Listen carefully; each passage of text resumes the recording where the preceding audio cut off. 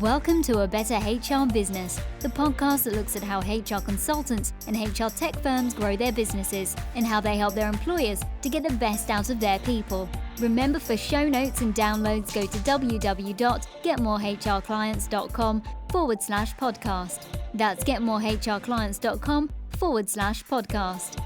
Okay, let's get started. Hi, welcome back to the show. Great to have you along. And I'm really looking forward to today's conversation with Meghan M. Grace. Meghan's a fascinating person. She's a consultant, researcher, speaker, and author in the world of generations in the world of work. Meghan is from the Institute for Generational Research and Education. And as I mentioned, she's got a new book out. But before we get into all of that, firstly, Meghan, thank you very much for joining me today. Thank you for having me, Ben. I'm excited to be here and to chat. Yeah. Generations in the world of work is the topic of your book. But am I right in thinking this is the most complicated time in terms of generations in the workplace? We've got so many different groups all cohabiting or not cohabiting because we're at work, remote, we're hybrid. Before I get into your background, tell us about the book and why you've written it. Yeah, so that's exactly it. We felt it was the time. I don't want to say like the dust had settled from the pandemic, but we know that just like work had this reckoning through the pandemic, and really companies were trying to figure out like, how do we navigate this new world of work? I don't know if it was new or just hyper evolved, all that going on in the background, right? Of this big transition of how work was being done. There were other elements of the landscape with technology, like AI coming into the space, the economics of it all, like the global economy's just kind of been weird. And to top it off, we had Generation Z, our youngest generation, entering the workforce like very formally in mass at that point. And so it was just a good time to study the fact that millennials are not your youngest employees anymore, kind of situation. And so just dispelling that myth that your interns are millennials, because millennials are, deep into their 30s at this point. And so it just felt right. The time felt right. And it is complicated because we're not just putting life stage or cohort perspective into the workplace like we've done previously. It's just, we're also doing so in a time of just like rapid evolution. I think we're evolving as a society faster. Like the pace of evolution technologically is evolving faster than most of our human brains can keep up. And so work is changing alongside it just as fast. And so we're like, let's get a handle on the humans involved in the work and how their different generational lenses are playing a part in how we manage 4 different generations in the world of work. And that's really where the study and then the book came into play, was just felt right, felt necessary. And we heard just a lot of rumblings. Like, it's hard to be a leader and to manage or to lead across 4 distinct groups, 4 distinct different sets of views, and having to lead all of them effectively.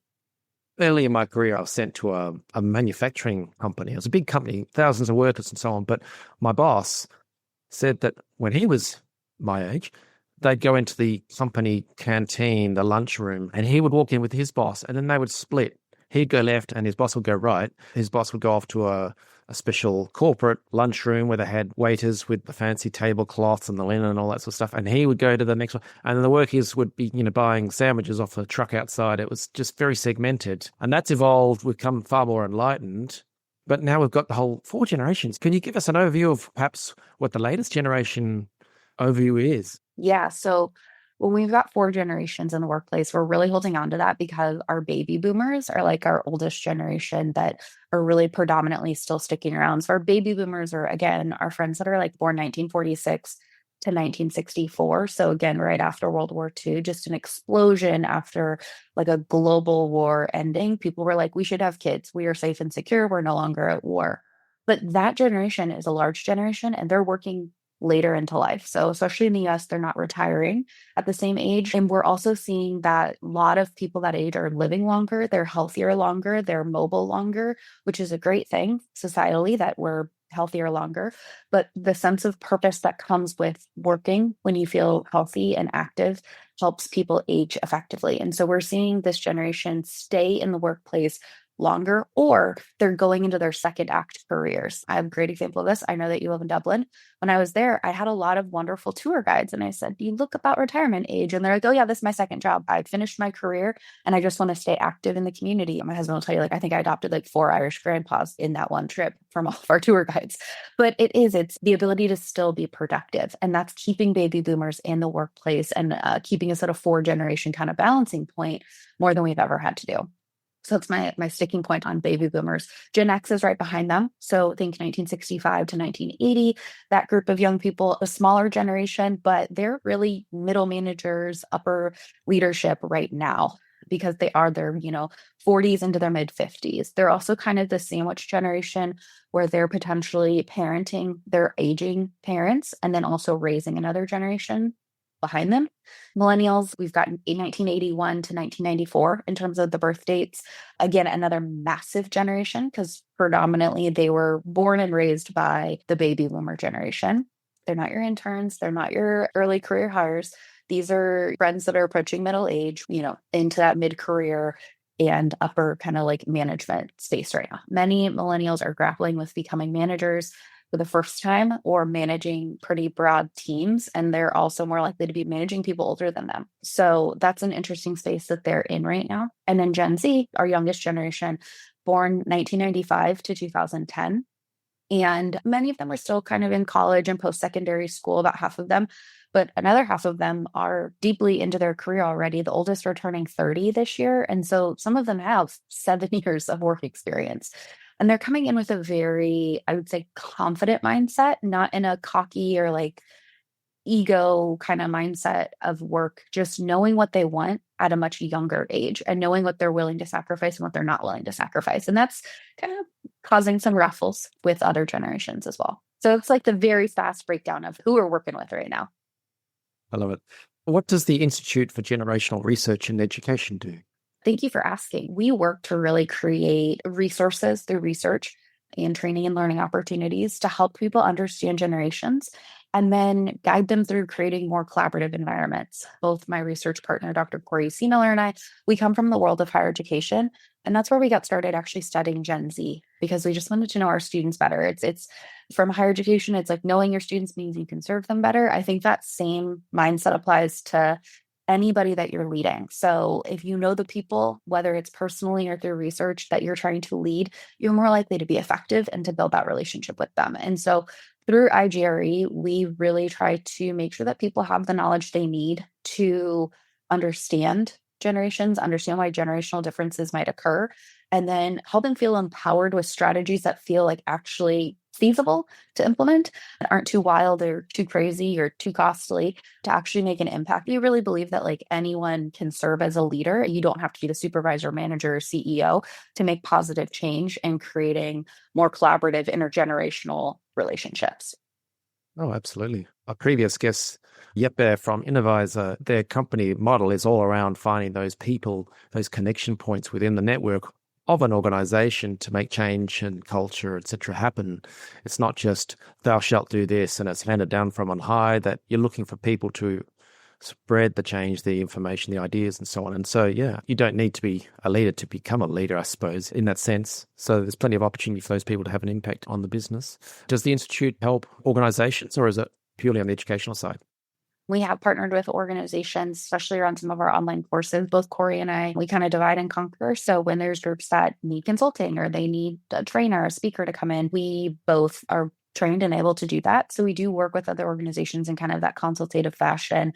We've done everything from corporate support to professional associations and institutions. We do a lot of work with universities. And really, it's just like our qualification is like, do you have identified that you want support in understanding generations and do you do good work and have a willingness to change a little bit? Then we're like, okay, we might be able to make some inroads here.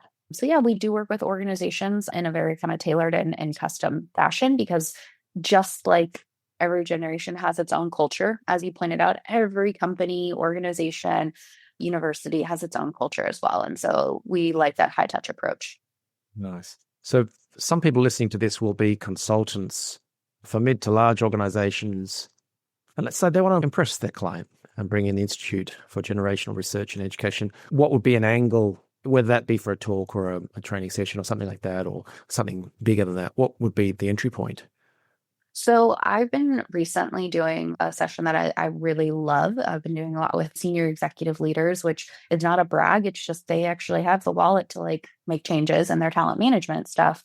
And we've been focusing a lot on leading across generations. So not just this idea of like understanding a generation, but like what does a leader actually do when it comes to guiding 4 different generations on a team. And so exploring everything from like why people work, what they want from work is a really big one, because it's at the deeper rooted, kind of at the core of like motivation, how different generations are seeing their involvement in the workplace. And then a really fun area is the communication, collaboration, and how different generations lead and view leaders. The output of it all is helping leaders become what we in our book we talk about, like being able to do toggle leadership. So like if you walk into a space and you're like, okay, I've got 3 millennials over here, a baby boomer, a Gen X, or and a Gen Z.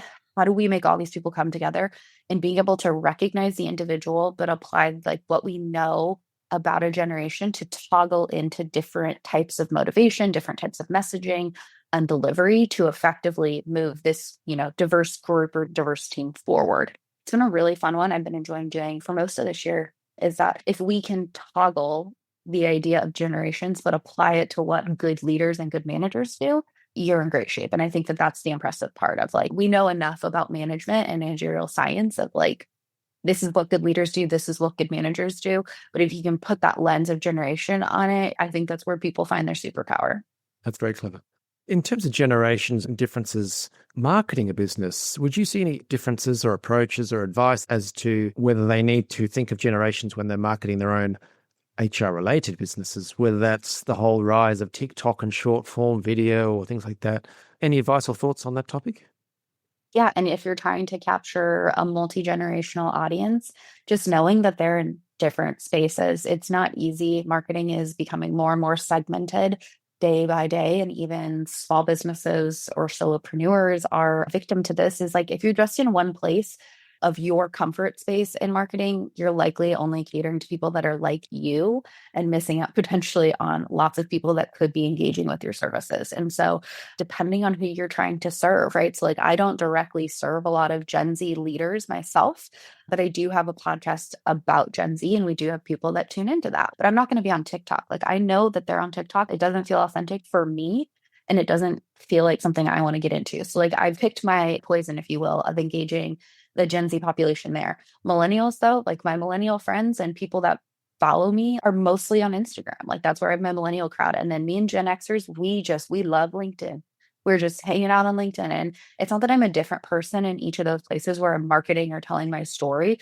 I'm the same as I am on all those platforms, but it's just knowing where the eyeballs actually are and being in that space authentically and kind of just sticking to that. So that's something that from a marketing perspective, and a communications perspective, each generation is just comfortable in different places and they're more willing to engage and navigate different topics. And so it's just, I think you're not going to sell everything to everyone all the time. So being comfortable with knowing where the people are that are going to buy your services or are going to engage with you in a meaningful way and doing that authentically. I think that's the other piece that kind of cuts through all generations is we are all in a hyper information age. We are always being sold something.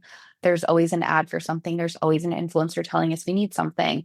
And that can feel very overwhelming. And so I think that finding the authentic, less polished voice is one that is standing out now because we have so much polished selling that takes place in the marketing space. I've worked with PR and outreach people and I've fired them because they were trying to tell me to be someone that I wasn't, and it didn't go well. And now I work with someone who's fantastic, understands my voice, understands what I'm about, understand what I will and won't say and how I will and won't engage. And we have been working together for almost 2 years because she's the first person from an outreach perspective that has heard me and actually listens as opposed to trying to force me to be inauthentic. So that's what I would suggest. Yeah. I love it. You hit on some good points there, particularly around that there are so many opportunities for marketing and getting the word out there around your business, but pick and choose is the key there and stick to what's authentic and feels right for you. And yes, you could be in different locations, platforms, but choose something that works for you that you can continue to do comfortably and push the right messages that way. You have an excellent podcast. How have you found that in terms of growing your business? It is great, actually. At first, I just did it because I'm a researcher at heart and I'm a mixed methods researcher by training, but quantitative research is like not the easiest to get out in a really quick and timely manner, especially as like a 2-person research team. And so I got into podcasting as a way to flex my qualitative side of things and being able to do more of the interviewing and the storytelling and the what are the insights we can glean from lived experiences? And started that in 2018, completely self-taught. So when people are like, I can't do podcasting because it's hard, I'm like, well, it does take consistency. And there are a lot of like important things that come with the logistics, but it is completely teachable if you're willing to put the effort in. I think I read a statistic somewhere that like most podcasts barely get past like 20 episodes and then they fizzle because it takes consistency to build. And unless you are like a big celebrity name, you're not going to get a huge following overnight. That's just the way that works. And I do love it as a medium. I think it is such a great storytelling space. It's such a great insight sharing space. I consume a lot of podcasts myself. I am not very good at marketing my speaking. I forget to take the photos when I'm on site. I'm terrible about putting it back on LinkedIn until like, again, my PR person's like, you need to post about that. I'm like, you're right. But people have found me because of my podcast and they trust me because they've heard my voice before in 60 something other episodes. Books are great. They are really important. I love that because it's a takeaway, tangible thing I can suggest people go use after a session. But from a getting to know the speaker kind of thing, podcasts have been fantastic for showcasing I hate the term, but my thought leadership. And when they're like, oh, yeah, well, I know you're not crazy. I was like, yeah, because you heard me on a podcast and you kind of got the idea of what I was going to be about. There are moments where I'm like, I think I'm just going to like sunset the podcast. And everyone's like, don't do it. And so I'm not, I was just being lazy. I love it. I love it. You mentioned that you have been working with someone or you've got someone helping you. I think you described it as outreach and content support. Can you tell us about what you've done and why you chose to do that? Yeah. So I work with a fantastic PR specialist, Jessica, and she found me because she actually pitched a podcast guest to me. And then I just loved that guest. Jessica and I had such a good rapport. She reached out. She says, I don't know if you're looking for this kind of help, but this is what I do. And I said, here's the thing. I'm really, really bad at doing what you do. So can you come take this off my plate? Because I know it's necessary. And so we've been working together again for almost 2 years, and it's been fantastic because she's handling some of the things that, again, I know are important. But as a single person running my own business, also overseeing an institute, I'm a partner in another business. Like, I'll be honest, I don't have the time to do some of the things that she does. And she has 12 years of expertise in doing it. I don't have the ego to say, like, I'm going to be better at this than she is.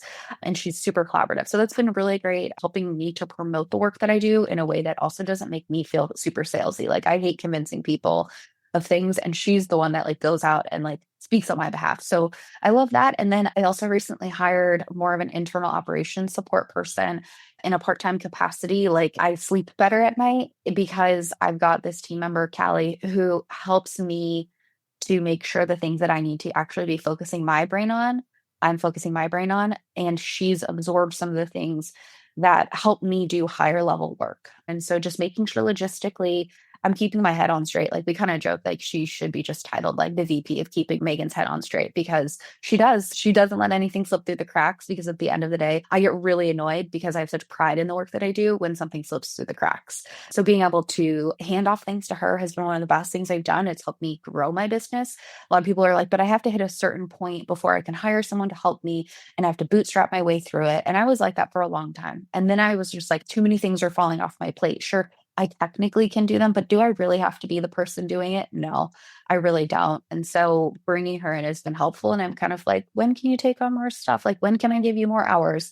So those have been two things that I think have been helpful. And it's also given me the clarity, if you want to bring it back to, again, like the marketing and the promotion of my business, it's given me clarity to really be confident in what I like doing, what I feel comfortable doing, the stories that I feel comfortable sharing, and going into things with just like much more level and clear head, because I'm not trying to do everything by myself. That's really good. So speaking of what's coming next, what is the future of your business?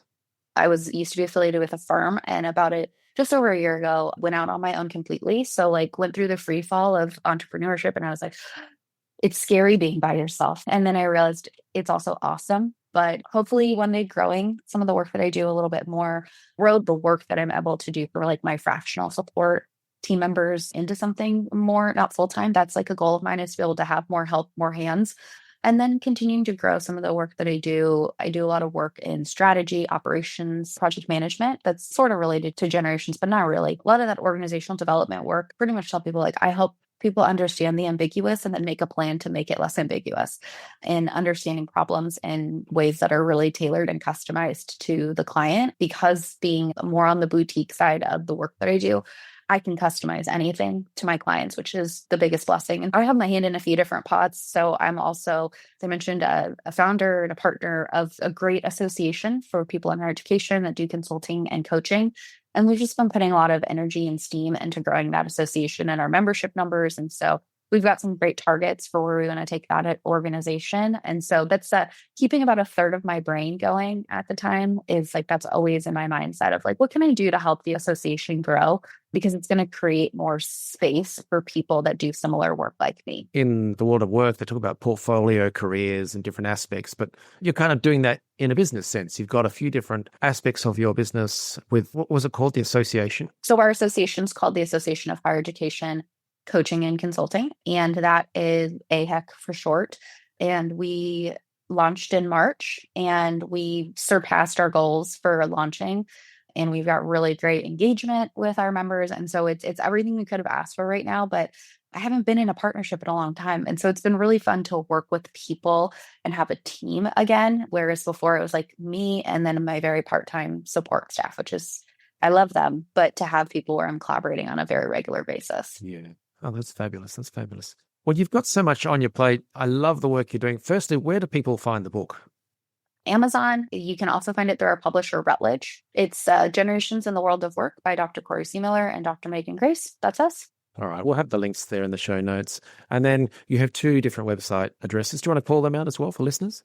Yeah. So if you want to follow along with the Institute, you can find us at Institute for Gens. That's the number 4 gens.org. And then my personal website is meghanmgrace.com. That might be changing in the future, but for the time being, that's where you can find me. I'm also pretty easy to search online if you need to find me. There's only 5 Meghan Graces. I'm not that popular, but there's only 5 of us in the world. So it's a little bit easier to find us when there's only 5. Brilliant. And I love what you're doing in the world of generational change and study, etc. And I love how you're helping organizations to improve leadership in that area. So I think that's going to have a huge impact for sure.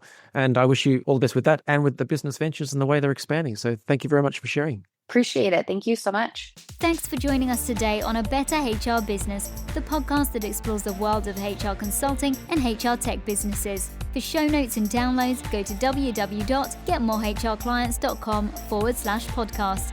That's getmorehrclients.com/podcast. Remember to subscribe and share the show with any friends who are busy growing a HR business. Thanks, and see you next time.